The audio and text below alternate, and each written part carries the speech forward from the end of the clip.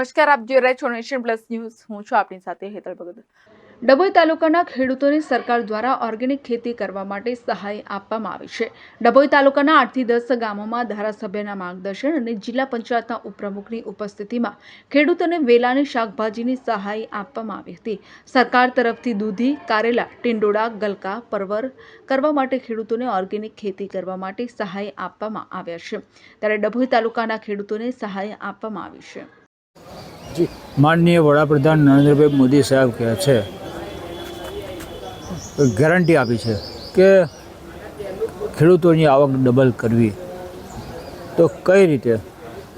હમણાં સીમળિયા, સુવાલજા, લુણદરા, અમરેશ્વર, અકોટાદર, વઢવાણા ગામોની અંદર 90 ખેડૂતોને 100% સહાયથી વેલાના શાકભાજી કરવા, પરવળ, કારેલા, ટીંડોળા, દૂધી જેવા શાકભાજી કરવા માટે માનનીય દર્ભાવતી નગરીના ધારાસભ્ય શ્રી શૈલેષભાઈ સોટાના માર્ગદર્શન અને તેઓના સહકારથી 100% સહાયથી આ માંડવા આપવામાં આવ્યા છે.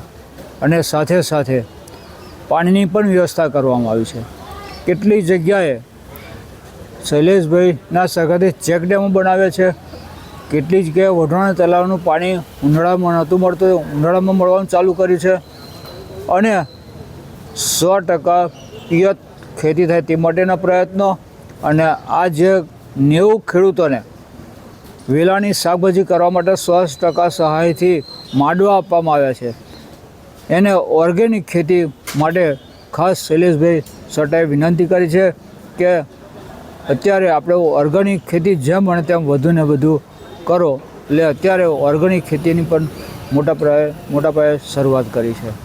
કઈ ખેતી શાકભાજી કરવામાં આવ્યો? અત્યારે ટીંડોળા, કારેલા, દૂધી, ગલકા, પરવર આ પાક અત્યારે કરી રહ્યા છે ખેડૂતો. Bureau report, Nation Plus News, Dabhoi. સમાચારોના સતત અપડેટ માટે નેશન પ્લસ ન્યૂઝના યુટ્યુબ ચેનલને સબસ્ક્રાઇબ કરો, બેલ આઇકન દબાવો અને ફોલો કરો ઇન્સ્ટાગ્રામ, ફેસબુક અને ટ્વિટર પર.